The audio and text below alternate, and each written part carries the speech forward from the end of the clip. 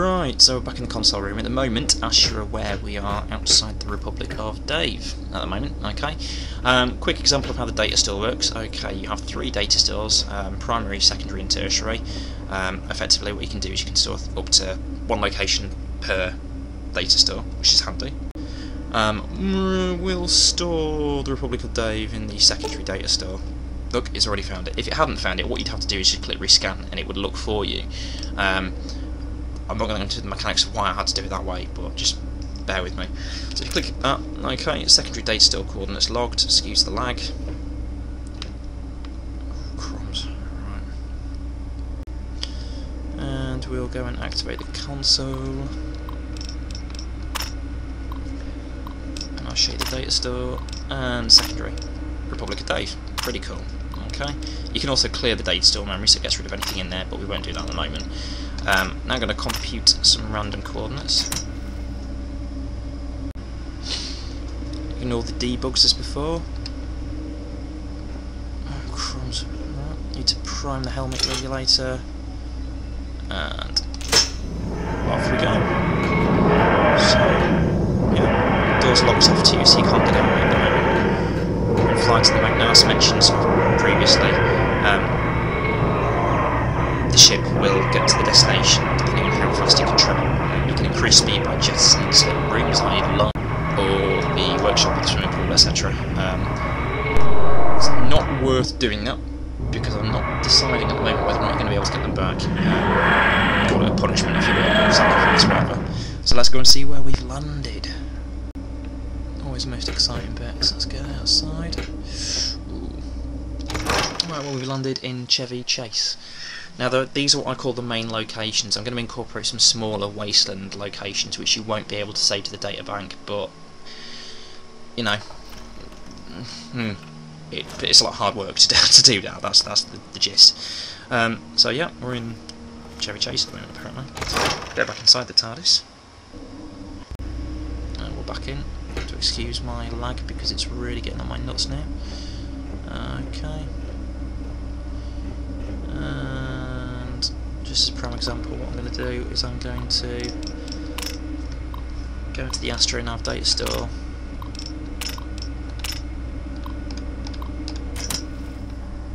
And set the coordinates. Pull the helmet regulator. Activate the handbrake.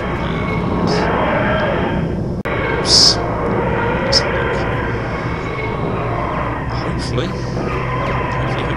we should land. So, I mean, obviously, you can do other things. If you leave this particular area of the ship and go into another part of the ship, the TARDIS won't keep, so it won't act as if it's still flying to its destination. It'll only happen when you're in this room. So, for example, if it takes 20 seconds and it's 10 seconds into its flight and you're going to the library and you're in there for 3 minutes and you come back out, it'll carry on for another 10 seconds, and presumably if it takes 20 seconds, there you go. Now we're back at the Republic of Dave. Hey ho, presto. Let's have a look.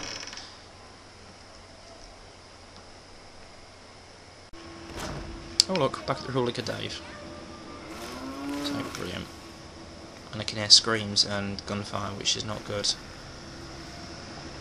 There's a load of people running about down there. Probably best to get back inside. There's a lot of death claws in this area. So yeah, that's the data stores. Like I say, you can store as many locations in either of those 3, primary, secondary or tertiary, and off you go, and it's pretty simple really.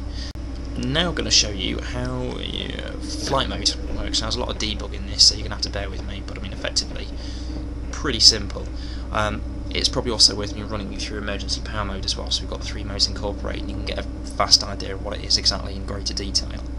So effectively, what you can see here at the moment, obviously you've got the scanner, etc. We're going to go into the AstroNav computer. Galactic coordinates, dematerialise. Okay, our special coordinate set was actually active.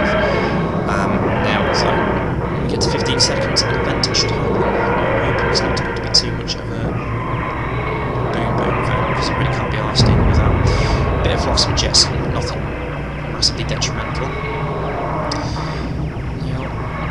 After a while, we should level up. Now, what happens with the whole levelling up aspect, as you probably saw on the blog and in the excerpt from the manual, you get a little reward. You get quite a chunk of player XP.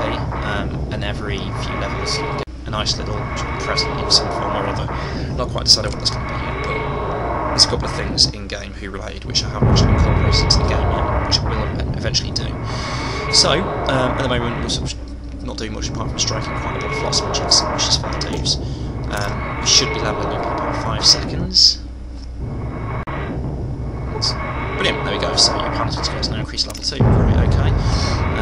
Now what I'm going to do is I'm just going to check the actual TARDIS system to make sure it's alright. You can see the current strength of the temporal shield is 35. If we get into a time wind, that's going to deduct 25% of the shields, so we're going to be down to, my maths is terrible, 10. We're going to be down to 10, which is not good by anyone's standards. What I think we should do at the moment is give it another few seconds, see how it goes, and make a landing and put the ship into emergency power mode so we can repair.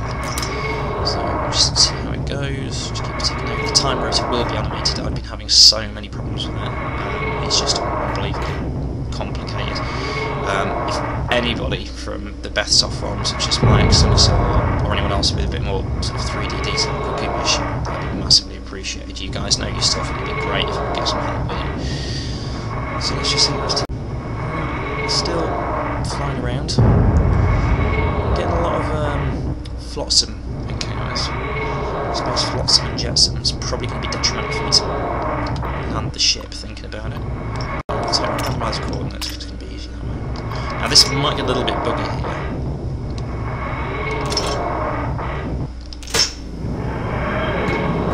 Sneaky feeling. No, it's worked. I'm quite sure with that actually. So, debug wise, if I now have a quick look at the tool, just to make sure the time is paused, it has perfect, right, time is paused, therefore no more events are going to happen until I've landed now. So once I've landed, put the TARDIS into emergency power mode, hey ho jolly ho. You'll see what I mean in a moment or two, so let's just wait and see how it goes.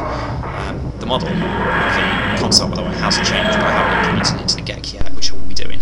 So yeah, put the TARDIS at the moment. If I just quickly show you the systems, so we have 80% fuel and only 25% shields. The shields are only at level 1, the time shield's only at level 1 at the moment as well, so secondly, when it's in emergency power mode, we can do upgrades. I've said it at the moment, so as the sort of debugger and tester, I don't need the items to do that, so you'll be able to see both, which is quite a handy little way of me exampling that. So, without further ado, I now activate emergency power mode. Once it's been enabled, it takes 30 seconds at the moment, but I am going to extend that to around about 5 minutes. I'm sorry, but it needs these sacrifices. I can't give it all to you on a plate, so if I just press yes,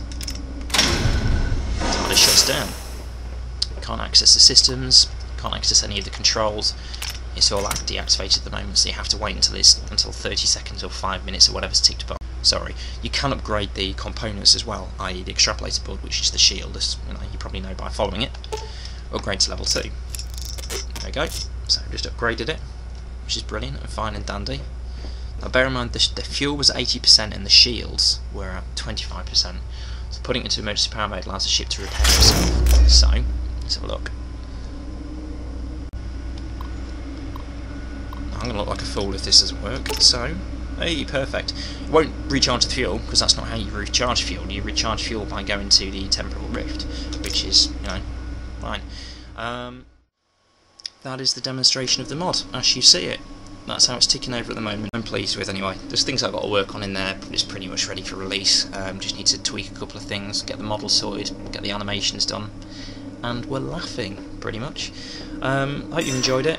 Thanks for listening, and yeah, stay tuned for more. Cheers.